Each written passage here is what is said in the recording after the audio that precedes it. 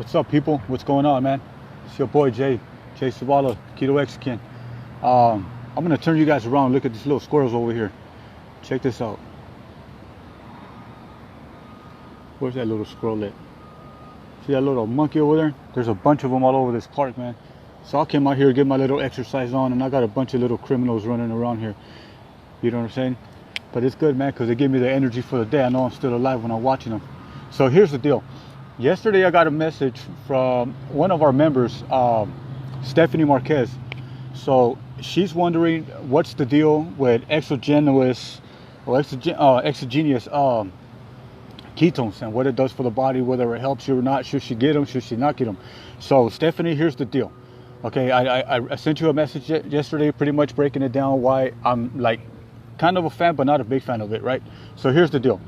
Okay, first we got to understand what they are. They're BHBs, okay? And when I'm talking about BHBs, I'm talking about beta hydroxybutyrate ketones, man, okay?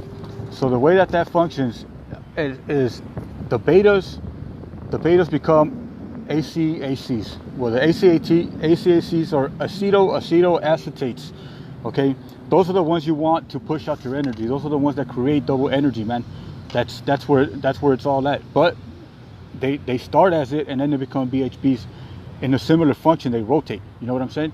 So here's the deal. Those ACACs become acetone ketones. Those acetone ketones, once they get to that level, they're excreted out of your body. You push them out. That's basically our waste. That's what you measure with urine strips. So when you're measuring with urine strips, that's what you're getting. All right. So with all that being said, here's the deal. Okay, when you're taking anything and that's not being produced by your body, which are endogenous ketones, that's what your body produces. So we're gonna say exo for out, endo for inside. All right. Okay. If you put exo ketones into your body, okay, in the form of a drink or however you do it, you're putting them in front of the line of the endo ones, okay, the ones that are you're naturally producing. So look at it like this: you're at a supermarket, okay, you got a bucket full of food, and all that food are your endo ketones, right? Then comes somebody and just gets in front of you, and they got a lot more ketones, right? You stop your movement. Yours don't. That's it. They're stopped right there. You're not producing them. You're not making them. Why? Because you already have them in there. You just gave your body some of them. Okay, once you give your body some of that, it stops your production of making your ketones. Here's the deal. Those BHB ketones, okay, are made from your body fat. Okay, when you bring the exoketones in, they were not made by your body process. So that means you did not burn any fat. You did not grab fat from your body, send them down to the liver. The liver produces them into the ketones that we need and pushes them out to the body. So you kill the whole process, okay? I'm gonna tell you what they're good for, okay? So now that we know that, okay, when you get into, for example, working out, okay, they're good for you. But I'm gonna tell you another thing about them. They're good for you at the beginning for performance. Okay, they boost your energy. You're like at your max, because BHB ketones are really good fuel, and they're easier to burn than glucose is. Glucose is harder to break down, right? Carbohydrates are harder to break down. They break down into glucose. It's harder to break that down. So it's harder for your body to just burn that fuel off. Okay, so it will prefer the ketones. When you get those ketones in there, here's the deal. It stops your glucose metabolism from burning. It slows it down. What does that mean? Yes, exactly. Carbohydrates turn into glucose. If they're not burning the glucose, it gets stored as fat. Catch 22, right?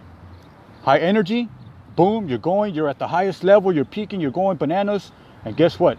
Now that your body loves those ketones and wants those ketones, once those ketones are burned off, those exoketones, it starts going bananas. It's like, yo, where are my ketones at? Right? So what does it do? It starts producing ketones. It just gives it a boost to tell your body, start producing more ketones. God, I like the ketones. I want to burn more ketones. So yes, it works to help you promote, okay, and prepare yourself for pushing your body into wanting to produce more ketones, but it does it at the luxury of killing the carbohydrate and your glucose burning. It's not burning, right? It's not burning. So guess what's going to happen? It's going to start going into fat. Now, here's the deal.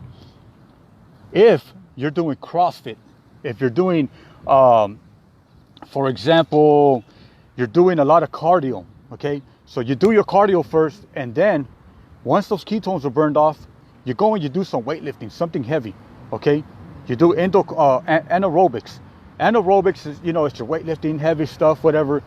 That uses carbohydrates. That uses glucose, okay? That's what you want to do in conjunction with it. Because if you're doing just cardio, or if you're just doing fast sprints and stuff, and you're consuming exoketones, you're slowing down that fat burning process. Plus, you're not really, promoting your body to use its own fat.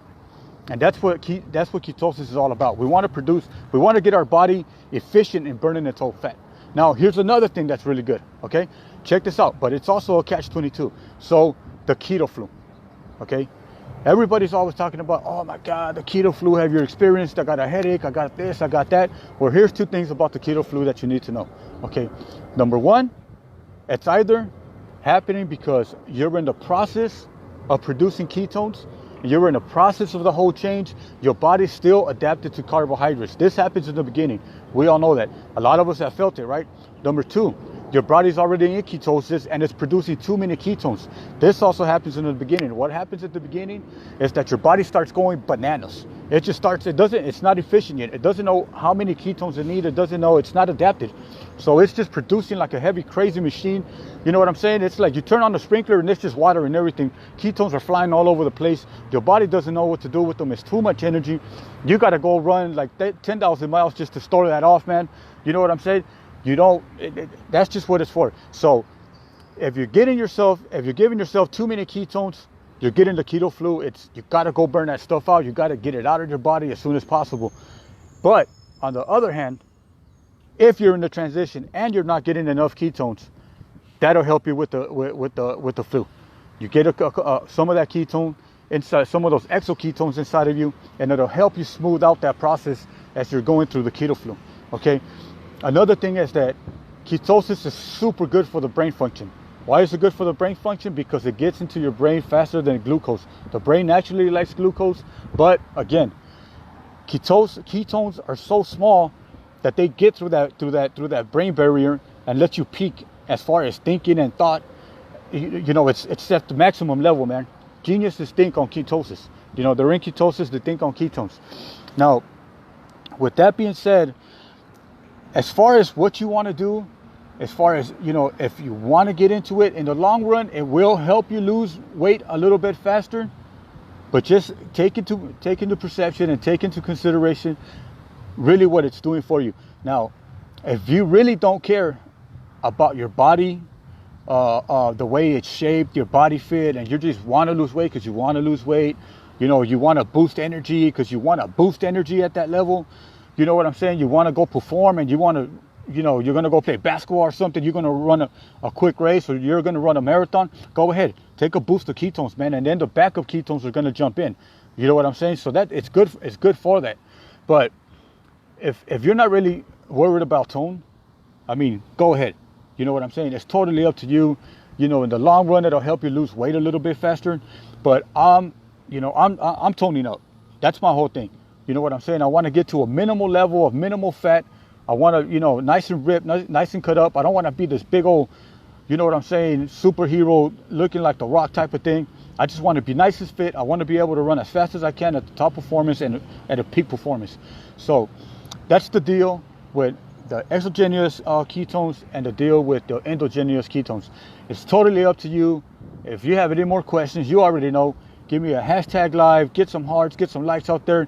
You already know in the afternoon we're going to be cooking again. I don't know what's on the menu today. I've heard a lot of things about what people want me to cook, but we'll see. We'll see, man.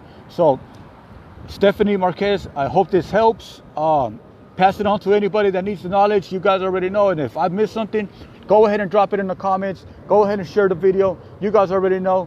It's your boy, J.Zavala, out here in sunny Long Beach, California. Keto Mexicans, MexiKetos, Keto on, baby. You already know. Deuces.